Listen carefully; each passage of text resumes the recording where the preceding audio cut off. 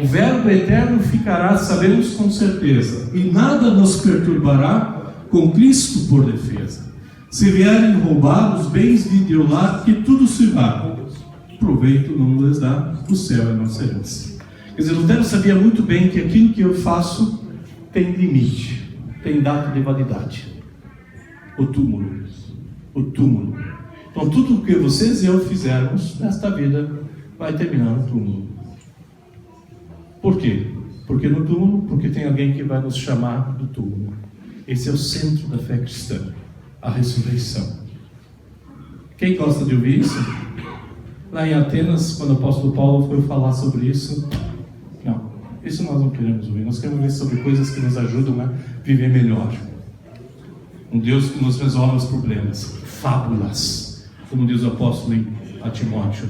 Nós não contamos fábulas. Segundo Timóteo 3,16, né? Toda a escritura é útil por ensino. Exatamente. Segundo Timóteo 3,16, exatamente. Nós não contamos fábula. A história de Deus que desce dos céus e vem para a terra não é fábula. Aliás, isso é interessante. Pai nosso que estás nos céus, começa no céu e termina no céu lá embaixo depois. Vocês vão ver. Onde é que é o céu? Lá onde Cristo está. Lá é o céu. Não é nem em cima nem embaixo. É lá onde Cristo está. Ok? Vamos definirmos lei. Lei é o chamado. Eu acho que tem uma imagem. Eu gosto muito dela. Alguém já viu? Os meus alunos de repente já lembram disso aqui, outros já viram. Eu gosto muito dessa imagem. Era de 1559.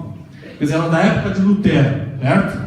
Ela foi pintada por um cara chamado Lucas Cranach, o filho. Tem um pai e tem um filho. Lucas Cranach era um vizinho de porta de Lutero e era o responsável pela educação da Catarina, da esposa de Lutero, antes de se casar. E Lucas Cranach era um pintor famoso, ganhou a vida pintando muito bem. As obras dele são expostas até hoje em grandes museus do mundo, né? E a família continua ganhando dinheiro por aquilo que ele fez lá há 500 anos, né? Então você se beneficia até monetariamente disso. Mas o Lucas Cranach, o filho, recebeu uma incumbência de retratar, sumarizar o pensamento da época, no século XVI, das teologias ou dos ensinos correntes de lá. E aí ele pinta esse quadro, essa família chamada Eber, tá? Eles têm isso aqui, eles têm um mausoléu num cemitério, isso aqui está no cemitério, essa imagem. Ele pintou então o pensamento luterano, que está desse lado, o pensamento católico. Tá? Olha só, o Lutero está aqui, depois eu vou ampliar mais esse gráfico. O pensamento dos católicos da época colocava a cúria da igreja aqui e os leigos cuidando da vinha do Senhor. O título se chama A Vinha do Senhor, baseado no texto bíblico. Tá? Então a família Eber percebia que os luteranos mostravam que a vinha do Senhor era cuidada a partir do poço. O que nos lembra o poço? A água do batismo. E o catecismo era ensinado na Idade Média, diferenciando os leigos, o povo, aprende os mandamentos e vive os mandamentos. Os pastores, eles vivem o credo, porque o credo era dividido em 12 afirmações. 12 afirmações. O que lembra o número 12 na Bíblia? Os apóstolos. Então o credo estava mais próximo de Deus. As coisas do dia a dia eram feitas pelo povão. Então havia uma estratificação, havia uma divisão na sociedade. Então esses são melhores que esses. Esses cuidam do credo. Esses cuidam dos mandamentos. O mandamento era uma coisa pé no chão e aqui não. Esses são os caras. Só que Lutero vai dizer, não tem 12 petições no credo. Quantas tem no catecismo de Lutero? Na verdade não são petições, são artigos, né? São artigos de fé. São 3, porque eles estão baseados em quem? No Pai, no Filho e no Espírito Santo. Estão baseados não mais nos apóstolos, nos pastores, mas em Deus.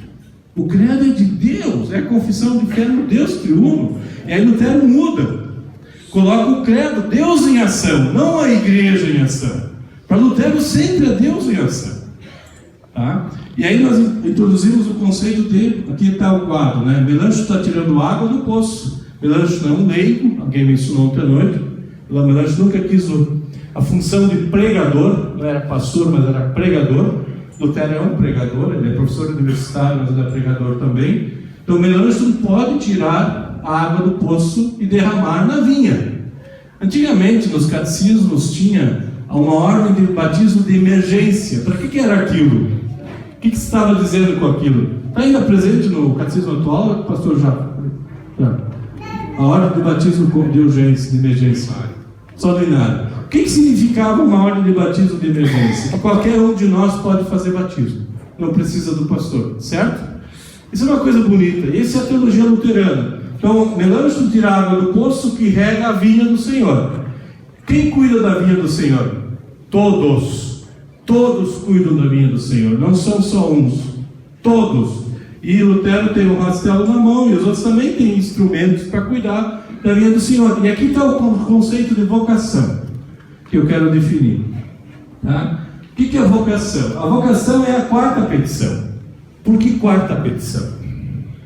A interpretação na Idade Média é que a quarta petição, que fala do pão nosso de cada dia, tem a ver com a Santa Ceia. Lutero também defende uma época isso aí. Mas no catecismo ele muda e coloca o quê? Deus, na verdade, também dá o pão de cada dia sem a nossa prece a todos os homens maus. Suplicamos essa petição que nos faça reconhecê-lo e receber com agradecimento o pão de cada dia.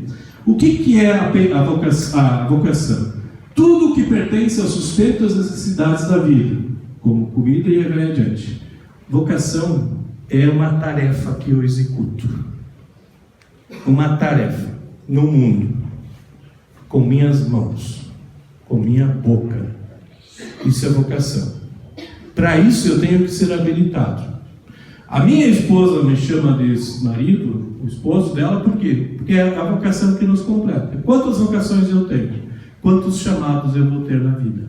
Vocação não está dentro da gente, mas está de fora de novo. Assim como Deus nos chamou no batismo, agora de fora alguém nos chama. Pastor! Por que pastor? O cara passou no seminário e fez provas. Ele se habilitou para fazer a tarefa. Tá? O que significa fazer provas? Na época de Lutero, os filhos de Lutero não passaram nos exames de qualificação para ser pastores, para entrar no curso de teologia. Eles não tinham capacidade para isso. Filhos do Lutero. Tá? E alguns até vão mais adiante e acham que eles morreram não cristãos. Os filhos de Lutero. Então é difícil. Deus nunca faz netos. Deus sempre faz filhos. A cada geração de novo. O batismo tem que ser significativo. Então, o que é a vocação? Vocação tem a ver com razão, tem a ver com cabeça, tem que ser habilitado para fazer isso. Ninguém entra no casamento de uma noite por dia. 6 anos de namoro, 4 anos de namoro, não sei se são suficientes. Hoje alguns casam de uma noite por dia. 6 meses. E aí casar para a vida toda não vai durar nunca. Desculpa dizer isso. Quer dizer, vocação é saber o que se faz e saber fazer bem feito. Acho que essa é uma das críticas que Lutero faria para nós hoje. Nós achamos que as coisas da igreja têm que ser feitas com boa vontade. Mais do que isso, saber o que se faz. O tico e o teco e o brinco, sempre, Lutero dizia isso. Por isso Lutero escreve, naquele mesmo ano que ele publicou o catecismo, para que os pais mandem seus filhos para a escola. Para quê? Para serem bons juízes, para serem bons contadores, para serem bons advogados e assim por diante. Porque tem que saber o que se faz. Isso é vocação. Por quê? Isso é o pão nosso de cada dia. Disso nós vivemos. Deus nos deu tudo. Basta nós percebermos o que Ele nos deu. Quanto mais eu conhecer das coisas, melhor eu consigo receber o pão. Essa é a visão da vocação. Vocação, na Idade Média, era ser chamado para ir para o mosteiro, para um convento, ou para dentro da igreja. Não, vocação é lá fora. Lá no mundo, cuidando da vinha do Senhor. De tal forma que lá brote e tenha o pão de cada dia. Isso é vocação. Tá? Aí Lutero, eu peguei aqui o texto. Essa é uma citação bem interessante. Eu não achei ela em Lutero, mas achei ela num outro autor. Um sapateiro convertido perguntou a Lutero o que deveria fazer para ser... Olha só, ele é sapateiro. O que ele tinha que fazer? Talvez esperando o conselho de fechar seu negócio, a sapataria, tornar-se o pregador do evangelho, né? As pessoas iluminadas. Lutero respondeu: faça um bom sapato e venda por um preço justo. O sapateiro serviria a Deus sendo um profissional competente e honesto. Competência e honestidade. Isso que se espera de alguém que é colocado no lugar para fazer as coisas. Isso é vocação em Lutero. Competência. Saber bem o que se faz. Para isso tem que se estudar, né? Não como o engenheiro lá no sul, fez um viaduto, tá? Fizeram, mediram, claro, você mede, tem engenharia, tem matemática, acho que o cara deve ter sido aluno do Fred na matemática. Aí ele fez o viaduto bonito. Aí o primeiro caminhão que foi passar, pomba na Gaudichinha, né? O caminhão bateu embaixo do viaduto, né? A solução foi derrubar o viaduto e fazer outro no Brasil? Não, só do jeitinho, né? Fundaram o asfalto. Quase uma trincheira. O viaduto daqui que caiu. Pior é vocês também têm uma experiência do viaduto. Quer dizer, isso é vocação, a vocação pública, a vocação é chamado público. A gente diz, né? Quer dizer, alguém diz, professor. Bom, se ele me chama de professor, significa que ele é aluno. Tá? Lá no campo de futebol, os alunos não me chamam de jogador de futebol, porque eu não sou, né? Eu gosto de ser no máximo professor. Aí alguns gostam assim de passar no meio das pernas do professor, dar um balãozinho, né? Alguns têm essa gana por isso, né? O Timóteo não era nem o Gilmar, né? Gilmar, olha só, Gilberto, Gilmar é o tio dele, foi aluno também. Desculpe, Gilmar. Lutero vai dizer o seguinte, essa história da razão, de conhecer as coisas. Ele está em Worms, e lá em Worms o Papa, na verdade é o Imperador, ele pede assim, tudo que você escreveu, tudo que você produziu como professor de teologia, você aceita, concorda? Aí Lutero vai dizer, se vocês acharem um problema, eu queimo tudo, mas me provem, primeiro, pelas escrituras, e pelo uso racional, sejam racionais, sejam coerentes. Isso lá em Worms. O que Lutero estava dizendo? Eu fiz minha pesquisa, eu sou professor universitário, eu estou lendo a Bíblia, estou estudando, estou ensinando para os meus alunos, tá? E a coisa está andando, eu estou simplesmente lendo o texto, eu estou deixando o texto falar. Se vocês provar por A mais B que o que eu interpretei está errado, me provem racionalmente, com um método de teologia apropriado. É isso que ele diz. E claro, ninguém queria saber, ninguém entendia teologia, o único que sabia de teologia era o Dr. Eck, que a gente brinca e chama de Dreck. Vocês sabem o que é Dreck, né? Quem sabe alemão menciona, Dreck é sujeira mesmo, o cara só buscava coisas sujas em Lutero. E claro que Lutero fez muita coisa suja, como qualquer um de nós, né? Tudo é que ele está podre, nós não veneramos Lutero. Nós só lemos o que ele nos deixou, ele é podre como vocês e eu, sob o aspecto do velho homem. Ele não é santinho, nem quero ser que ele seja santo. Então, isso aí, isso tem a ver com vocação, escritura e razão. As coisas dentro da igreja precisam passar por isso. Nós temos que ter pessoas cada vez mais habilitadas para fazer as coisas. Tá? Nós esperamos que as pessoas que assumam funções públicas saibam fazer bem feito o que tem que ser feito. Nós não precisamos colocar 500 integrantes do conselho diretor. Colocamos talvez uns 20. O pastor Fred, Dr. Fred, não vai gostar da minha sugestão. Não precisamos, às vezes nós gastamos dinheiro em vão, né? De novo, a gente faz muita coisa. Uma crítica, não, Fred, mas eu estou lendo Lutero, tá? Lutero foi muito... É interessante, eu faço parte da comissão que edita as obras de Lutero. E a gente trabalhou as cartas agora, está no finalzinho delas, tá? Um trabalho longo, mas a gente já faz. Por exemplo, a Dinamarca era católica. E de repente o rei da Dinamarca ouviu do Lutero. E diz assim para os padres, não queremos mais saber da baboseira de vocês, queremos ser luterano. E aí ele mandou uma carta para Lutero perguntando, e aí Lutero, o que eu faço? O que eu faço com esses bens que eram da igreja que agora estão apodrecendo, caindo aqui? A história continua. Isso é crítica. Então, caindo, o que eu faço? Daí o Lutero diz assim, cara, isso é teu, isso é do povo da Dinamarca. Coloque pessoas para cuidar. Se não tem ninguém, transforme isso num centro de acolhimento para pobres. Isso lá em 1530, 29, por aí. Se você quer um paro com um pastor, vai demorar um pouco, porque nós não temos gente suficiente. Nós estamos formando ainda pastores para sentar lá, morar na casa e atender as pessoas na igreja. Então o trabalho é lento. Às vezes a gente precisa priorizar coisas. Vocação é isso. O que eu vou fazer? Eu não posso abraçar o mundo. A IELB não pode abraçar o Brasil ainda. A IELB é pequena, 240 mil membros. O Brasil tem 200 milhões de pessoas. 200 milhões, 200 e pouco. Nós temos que... o trabalho cristão é formiguinha. Claro, nós temos, graças a Deus, nós temos outras igrejas que estão nos ajudando, e ajudam não a nós, ao reino de Deus. Tá? Infelizmente, quinta-noite, uma membro de uma igreja, de um ex-aluno nosso da UBRA, uma igreja não luterana, foi assassinada.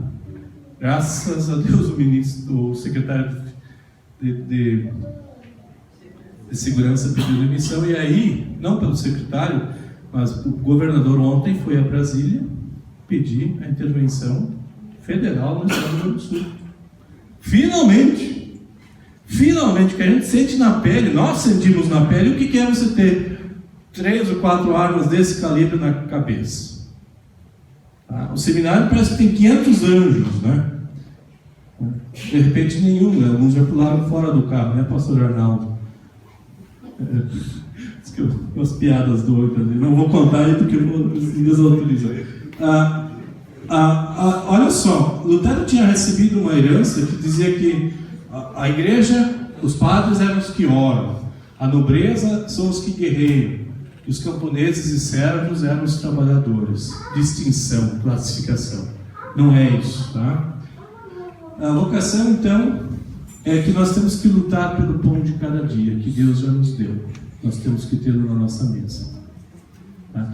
Quando Lutero colocou Jesus Cristo sentando à mesa com a gente, na oração na mesa, lembram? Vem Senhor Jesus, o que Lutero está fazendo? Ele está fazendo com que a gente reconheça que Ele está fazendo aquilo. Então a vocação é uma máscara que Deus continua ativo. Máscara significa não sou eu que estou fazendo. Deus está fazendo. Deus continua fazendo. E a oração à mesa a gente diz isso. Deus continua fazendo. Alguém usou a imagem que nós somos a luva nas mãos de Deus. A luva apenas cobre. A luva não assume o papel da mão. Eu não sou a mão. Deus continua sendo a mão. Eu sou a luva. O pastor Valci lembrou hoje de manhã no café de uma história que eu contei para ele num curso que ele fez comigo no mestrado, onde eu disse que o 4º mandamento é Deus em ação através de outro, das autoridades. Eu tinha dito, e eu concordo com ele, eu continuo pensando assim, a primeira parte dos mandamentos, a parte de Deus, e a segunda parte é nossa, lembra? O 4º mandamento até o final. Deus continua com um pé aqui e outro aqui. Deus continua em ação quando Ele diz não matar.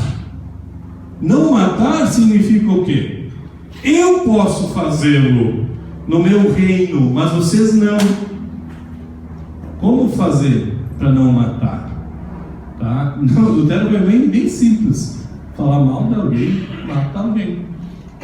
Tá? Então, Deus cabe a fazer isso, não a gente. Tá? Então, tudo que diz respeito... Aqui eu ampliei mais, e nós não temos mais o tempo. Tá? Lutero diz que essa petição, a 4ª, abrange tudo que pertence à vida nesse mundo. Vocação é para esse mundo. Vocação é para fazer bem feito o que Deus nos deu aqui. Deus sempre nos dá o suficiente. Nunca precisamos mais. Temos que aprender isso do Êxodo. É uma cesta de maná e codornizes no final do dia. Eu quero poupar para ter amanhã. Está podre. É isso que aconteceu com a cesta de maná, né? Quer dizer, cuidado, Deus nos deu as coisas. Tá? Como eu disse antes, como Deus só faz filhos e não netos, na geração de Lutero, muita gente entendeu o que Lutero estava dizendo. Isso, eu estou reproduzindo Lutero, lembrem disso. E muita gente, a primeira geração, os empresários, trabalhavam em prol da sociedade. Aí alguns historiadores dizem, os filhos desses empresários perceberam que eles iam ganhar dinheiro fácil, porque a mão de obra se tornou qualificada, pessoas sabendo o que fazer, um sapato bem feito vende mais. As pessoas vão comprar mais um sapateiro honesto e fazendo um bom sapato. O filho do sapateiro vai dizer, opa, Posso fazer 500 sapatos de mão de obra escrava, né? E aí vem o pré-revolução industrial, né? Você é trabalhador de massa e nós todos somos esse esquema. O trabalho não dignifica. Lutero ia pegar forte no pé dos patrões. Qual é o patrão que vai na casa do empregado e pergunta: o teu salário é suficiente para fazer o que tu tem que fazer e viver com tua família? Será que se pergunta assim? Qual é a congregação que pergunta para o pastor: pastor, o que o senhor precisa fazer para anunciar o reino de Deus entre nós? O salário que o senhor recebe é suficiente para ter os melhores livros que são publicados na área para o senhor fazer o melhor trabalho para nós? O seu salário hoje de pastor é suficiente para você guardar, para ter, não na aposentadoria, não ser um maná de um dia para o outro, mas para prudentemente depois usar? Essas são perguntas assim que Lutero hoje estaria fazendo para a gente. Então o patrão, o simples patrão, ou melhor, o patrão que tem o dinheiro nas mãos, que tem que dar a condição de trabalho, essa é a vocação. A vocação tem a ver com essa vida, não tem a ver com o céu, diz Lutero. Tem a ver com o primeiro artigo do credo. Deus continua cuidando da gente, através de outros, nunca através de nós mesmos. Por isso um bom sapateiro é o melhor sapato para quê? Aquilo que a gente nem percebe que tem no pé às vezes. Eu tenho um problema de circulação, e se eu ficar com o sapato 12 horas por dia, eu sinto. Esses dias eu tive que ir no médico, e o médico disse: Augusto, fique em pé o menos possível. E a gente é professor, o professor fica em pé às vezes 3 horas. E eu corro o risco de, quase nos meus 50 anos, ter o que a minha mãe teve com 49 anos. Problema de circulação e morrer em 3 anos. Isso é um risco que eu corro, né? Se Deus morrer, é comparavelmente melhor. Mas as tarefas que a gente executa, né? Como é que a gente cuida delas? Então o que nós temos que cuidar é aquilo que Deus nos deu. Nós não vamos ganhar outra. A terra que manda leite e mel é essa.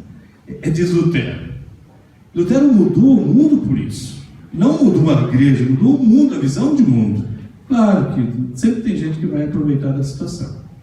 O que vai acontecer 100 anos, 200 anos depois de Lutero, e que nós, infelizmente, temos consequências, é um problema. Tá? Mas eu tenho que... Temos 10 minutos aí? Quantos minutos eu tenho? 15. Tá? Vocês estão me entendendo? Estão tudo quieto? Lutero vai dizer, nessa petição, quando a gente pede ao imperador sabedoria, força e sorte, tá? Ao rei e a todos os estamentos. Lutero vai mexer com a realidade da época. Lutero quer que vocês, Lutero quer que os cristãos entrem na realidade, se formem e tenham o melhor cargo público possível. Tá? E aqui eu gostaria de rapidamente, Lutero tem clareza, né, a partir do credo, o reino dos céus, que é de Deus, Ele nos dá, nós não precisamos trabalhar por Ele, e o reino terreno, que nós temos que cuidar. Esses reinos, ou um reino só, na verdade são 2 mãos de Deus, mão direita e a mão esquerda. Eu gosto dessa imagem. Deus aqui e Deus aqui, a criação, a redenção e a santificação. A vocação é o céu na terra. O céu na terra. Como é que é o céu na terra? É quando a gente dá ouvidos ao que Deus nos diz, quando Deus fala para a gente. Então esse reino é atacado por Satanás. Então nós ainda estamos com as intempéries, nós estamos com as trovoadas. Essa vida de criação, e aqui é uma coisa interessante, e aí nós falhamos um pouquinho. Essa é uma das críticas que eu tenho a nós, Igreja IALB. O reino de Deus envolve o ouvido e tem o olho. No reino do ouvido é uma igreja que vai ser eterna, ela é escatológica. No reino do olho está envolvida a igreja, a IALB. A IALB está aqui, na mão esquerda, igreja, mas a IALB não está sozinha. Como as pessoas ao nosso redor nos enxergam? No aspecto da dimensão das interações horizontais. Então Lutero diz que tem a igreja, tem a ordem econômica, que é o trabalho, tem a ordem Estado, que mantém a polícia. Para Lutero, a forma de controlar a maldade no mundo é com leis e leis e leis, não tem outra forma. E tem a ordem família, né? No sentido de que Deus continua cuidando de nós diretamente através dos nossos pais. Pais significam diversos, né? Não são pai biológico. Isso Lutero descobriu lendo Gênesis. Não Gênesis 3, mas Gênesis 1 e 2. Gênesis 1 e 2 para Lutero é fundamental, porque a igreja para Lutero é uma ação criadora e recriadora de Deus. Sempre de novo. Quando a gente lembra do batismo, né, Lutero diz: diariamente morrer e afogar o velho homem. Significa uma vez na igreja, sempre na igreja? Para Lutero, não. Para Lutero, não. Eu posso estar fora. Tanto é que para Lutero tem comunhão indigna na Santa Ceia, que é uma coisa que não tem mais hoje, né? A gente não vê mais isso. Como é que nós, congregações, nós, eu digo, não só pastores, mas nós trabalhamos esse assunto? Quando é que a gente pede para alguém não vá para a Santa Ceia? Quando a gente se esforça para que ele venha na Santa Ceia. A gente faz isso, né? Eu estou dizendo, quando a gente se esforça para ele vir. Eu encontro alguém no ônibus, eu estou sentado ali no lado do ônibus, ele tem uma coisa para me dizer e me diz: olha, Clóvis, eu cometi esse pecado contra o meu patrão. Olha, eu digo para ele: ok, Deus te perdoou o pecado, conversa com o teu patrão. Na semana seguinte eu encontro esse cara. O que eu vou fazer além de falar sobre o perdão? Eu vou ajudá-lo a perceber que ele pode ter comunhão com os anjos e arcanjos e com toda a companhia celeste. Onde é que é essa comunhão com os anjos e arcanjos? A Santa Ceia. E aqui eu estou introduzindo o aspecto do sacerdote. O que é o sacerdote? Eu vou para o sacerdote, que é melhor. Primeira coisa que um sacerdote faz, se eu quero perceber que eu sou um sacerdote: ele perdoa as nossas dívidas assim como nós perdoamos aos nossos devedores. O primeiro ato sacerdotal de alguém que é sacerdote é perceber que ele foi perdoado, e aí perdoar. Isso é sacerdote. O sacerdote não faz outra coisa, ele perdoa, tá? Por isso, a Lutero vai perceber isso, né? Quando ele apela para o sacerdote não dos crentes, Lutero não usa essa expressão, porque daí ele diz que todo mundo é igual. Não, Lutero vincula ao sacerdócio dos batizados, porque a fonte da vida cristã é o batismo, e não a vida comum. Por isso a igreja não é uma academia de ginástica, diz Lutero. A igreja é uma enfermaria. Pastor Gilberto, ontem nós circulamos ao redor da igreja, no centro de Belo Horizonte, muitos hospitais, no meio da nossa igreja. Então a igreja não é um lugar para a gente se exercitar e ter dons e habilidades. Não, é um lugar onde o perdão aparece. Por isso eu disse antes: se a gente encontrar alguém no ônibus e falar de Cristo, se eu vou encontrá-la uma vez, 2 vezes, 5 vezes, por que eu não vou me esforçar para que ela participe do reino dos céus aqui na terra, que é a Santa Ceia? Não estou dizendo que fazer uma instrução de micro-ondas, não disse isso. Eu disse o quê? Eu disse que o primeiro ato de um sacerdote ele é um mediador entre Cristo e aquele que precisa ouvir. Isso é um ato missiológico. Isso é a missão de Deus no mundo. Então, esse é o... Claro, sem falar que quando eu vou para a Santa Ceia, o que eu estou dizendo para todo mundo? Que eu sou o maior dos pecadores.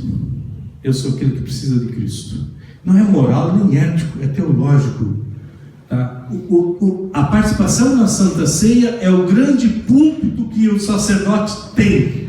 Por quê? Ele está gritando para Deus: me salve, esse é o verdadeiro corpo, o verdadeiro sangue dado e derramado em nosso favor. Lutero viu isso, por isso ele queria que as pessoas participassem da Santa Ceia e se empenhassem. E eu vou mais longe: para Lutero não existe outra tarefa na igreja a não ser ajudar as pessoas para vir para a Santa Ceia. O resto, as outras atividades, só são sociológicas, que eu posso fazer com outras pessoas. Nós hoje criamos um monte de departamentos que são ótimos para ajudar as pessoas a serem o grande púlpito onde Deus prega. Deus precisa pregar. Cristo está pregando para nós. Isso é a Santa Ceia, diz Lutero. E Melanchthon vai dizer a mesma coisa. Ele não é tarefa. Tarefa tem demais. Vocações tem demais. São tantas. Agora, receber perdão. Então esse é o primeiro ato de um sacerdote: perdoa as nossas dívidas assim como nós perdoamos aos nossos devedores. Isso é sacerdote. O segundo aspecto sacerdotal, aí eu explico, eu pego o catecismo maior, né? Deus não queira olhar para os nossos pecados e não nos mostre o que diariamente merecemos, mas trate conosco graciosamente e nos perdoe. Isso é Santa Ceia. Santa Ceia não vai pessoas santas, não precisa de... Quando Jesus diz, né? Os sãos não precisam de doente, são os doentes. Doentes teológicos, tá? Não estou dizendo doentes moral. Racionalmente nos perdoe conforme prometeu, dando-nos assim uma consciência alegre e intérpreta para que estejamos diante de Deus e pensamos. Esse é o primeiro aspecto sacerdotal. Vamos para o segundo. E não nos deixes cair em tentação. Deus, na verdade, não tenta ninguém. Que o diabo, o mundo e a nossa carne não nos engane e nem nos seduzam. Olha só o que o Lutero diz. E aí vem o segundo aspecto que os luteranos vão dizer. O diabo pode nos seduzir a quê? A crenças falsas. A crenças falsas. O que é uma crença falsa? É um outro Deus. E aí os luteranos vão dizer o seguinte: o segundo ato de um sacerdote, e aí ele diz assim, a comunidade, a segunda coisa que uma comunidade faz, ela chama alguém do meio da comunidade para que as crenças falsas, as crenças falsas não predominem. Que alguém que ensine, aí vem a publicação do sermão no culto público e a Santa Ceia. Isso é crença falsa para o Lutero. Então, os luteranos do século XVI vão dizer: o sacerdote chama no meio de si um cara para pregar. E aí, isso tira qualquer coisa, a ideia de poder, um mais ou menos. Para que não haja falsas crenças no meio do povo, o sacerdote se levanta. Esse é o ministério público. O chamado. O chamado não é alguém melhor ou pior do que eu. O chamado é alguém que evita que falsas crenças entrem no nosso meio. Então esse é o segundo ato de um sacerdote, segundo Lutero. Chamar alguém, porque eu posso estar lendo a Bíblia, eu não preciso do pastor para ler a Bíblia, eu não preciso do pastor para fazer uma oração. Eu uma vez orientei um trabalho de um aluno, trabalho de conclusão do seminário. Ele fez uma pesquisa junto ao lugar onde ele fez o estágio, onde as pessoas achavam que a oração do pastor era mais poderosa do que as deles. E ele fez toda uma pesquisa bonita e mostrou para as pessoas que não. Quando nós oramos, abrimos a boca para Deus. Nós não precisamos esperar que o pastor faça isso pela gente. É que nem o pai e o filho. Não precisa chamar o Fred para resolver o problema de matemática, né? Meu avô ia ficar bravo com o Fred. Meu avô estudou 3 anos e fazia conta de matemática muito bem. Acho que melhor que o do Fred, né? Exatamente. Então o que acontece? O que acontecia naquele grupo lá? As pessoas achavam que o pastor era melhor. E o desafio é perceber que não. Nós chamamos um pastor para ouvir o que ele tem a dizer, porque ele está habilitado para isso, para que a gente não tenha falsas crenças. Por quê? O diabo, o mundo e a nossa carne querem nos seduzir. Eles querem nos enganar. Por isso, gente, sacerdócio tem a ver não a se sujeitar ao pastor, mas fazer que nem os irmãos de Bereia fizeram com o apóstolo Paulo. O que eles fizeram? Eles consultavam as escrituras para ver se aquilo que o apóstolo Paulo pregava era de fato a verdade. E esse é o aspecto do sacerdote. Vocês conseguem fazer isso com o pastor? Volta e meia eu digo assim: putz, ainda bem que teve Santa Ceia, o que o professor pregou está longe. Eu não que seja professor, não, como membro da igreja. Porque às vezes a gente nota que me falhou. Especialmente se ele copiou o sermão na internet, né? Isso é outro problema, mas isso é outra área. Mas o pastor está pregando, nós temos condições, o sacerdote faz isso. O sacerdote faz isso. Isso é oração, gente. A palavra oração para Lutero tem a ver com a boca e tem a ver com as mãos. E avaliar o sermão do pastor tem a ver com capacidade. Não, pastor, o senhor pregou bem hoje. Não entendi nada. Não, tem a ver com... Tem condições de dizer: peraí, as escrituras exatamente dizem o que o senhor está dizendo? Eu estou ecoando a palavra de Deus? E aí nós vamos para a última petição. Livra-nos do mal. Pai Celeste, nos livre de todos os males que afetam o corpo e a alma, os bens e a honra, e finalmente, quando vier a nossa hora derradeira, nos conceda um fim bem-aventurado, nos leve desse vale de lágrimas para junto de si. Tem a ver com o túmulo. O que é um sacerdote morrer em Cristo? É ressuscitar. Quando minha mãe faleceu, eu já mencionei que ela ficou doente, rapidamente ela faleceu. Não precisava, né? Pela medicina ela podia ter estado viva ainda. Mas eu chorei muito. Eu tive que fazer a mensagem de sepultamento, por uma questão técnica lá. E a gente chora naquele momento. Mas a minha esposa testemunha. A gente vai para o cemitério, olha, lembra, ponto. ela está com Cristo.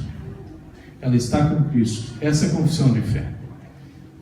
Tá? Ela não está em lugar outro a não ser em Jesus. E esse é o final do Pai Nosso. A última petição exatamente nos coloca onde Deus está. Esse é o aspecto sacerdotal importante. De novo, se por politicagem nós queremos fazer um monte de coisa e esquecermos a teologia, nós não chegamos ao amém. Tá, o amém é a parte final que ainda vem. Já estou chegando lá, mas ainda tem. Já terminou meu tempo. Algumas implicações, rapidamente. Lembrar que o ministério, o leigo, o sacerdote e a vocação são batismais. Não é porque um é maior ou menor que o outro. Tá? A missão, e aqui uma rápida observação, isso é uma das coisas que eu pesquisei. Quando a gente encontra o irmão na fé, na mesma palavra, nós respondemos Wort, Antwort, né? Os alemães lembram disso. Wort é a palavra de Deus, Antwort é responder, e Verantwortung é responsabilizar-se. De quem eu tenho que cuidar? Daquele que não é meu irmão.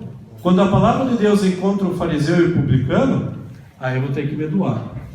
Porque esse não conhece, esse não é meu irmão. Ele não é o cara que deve ser expulso da igreja, segundo Mateus 8.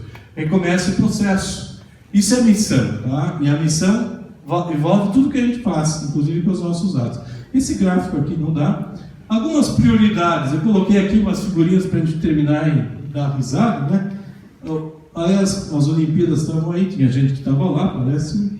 Podíamos começar a ter educação, saneamento, saúde básico, e assim por diante. É isso aqui que faz. Né?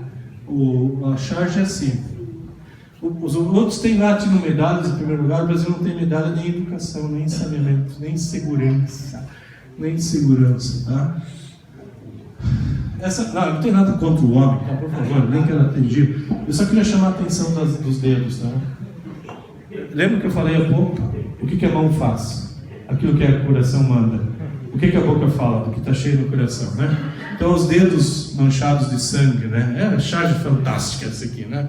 Nosso país é assim, quase todos os políticos são assim. Como é que nós vamos mudar isso? Como é que nós vamos ser honestos? Como é que a vocação de político passa pela gente, tá? Os luteranos estão meio afastados da vida pública brasileira desde 1850, quando chegou um sino no Porto de Santos, e aí eles disseram que o governo brasileiro não deixou entrar o sino, e eles disseram, o político não é com nós, vamos morar no meio do mato. É mais ou menos por aí. Nós temos que nos olhar para as questões públicas, tá? As questões sociais. Isso vai voltar. Não, você promete também, né? O pão nosso de cada dia. Caramba, tanto imposto sem retorno. Eu gosto de pagar imposto, mas tem um retorno. Quer dizer, isso é vocação. Qual é a vocação da nação brasileira? Tá? Infelizmente. Tá? Isso aqui é um aspecto fundamental. Lutero ia pular no nosso cangote hoje. A igreja ter assim uma benesse de não pagar imposto, né? Isso aqui é uma coisa interessante. E a igreja, por falar em imposto, eles não pagam por quê? Recentemente o Ministério Público começou a dar uma olhada na grade dos canais de televisão que tem programação religiosa quase que 24 horas. Por quê? Onde é que vem esse dinheiro para pagar aquela programação toda? Eu não estou falando da nossa igreja que não tem isso, mas das outras igrejas. Sim, assim seja. Alguém disse que os luteranos são um gigante adormecido. Tem muita teologia, sabe o que fazem, mas estão dormindo na pá. Eu digo que não. Enquanto aparentemente nós dormimos, nós estamos crendo. Nós estamos crendo. Esses problemas sociais que eu levantei ali, nem todos vão ter solução, infelizmente.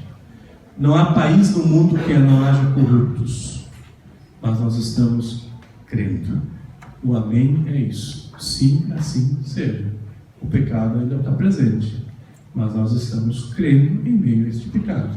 Então nós não somos um gigante adormecido. Nós somos um povo de Deus, por causa do nosso batismo, leigo, vocacionado e sacerdote. E que Deus nos abençoe. Amém.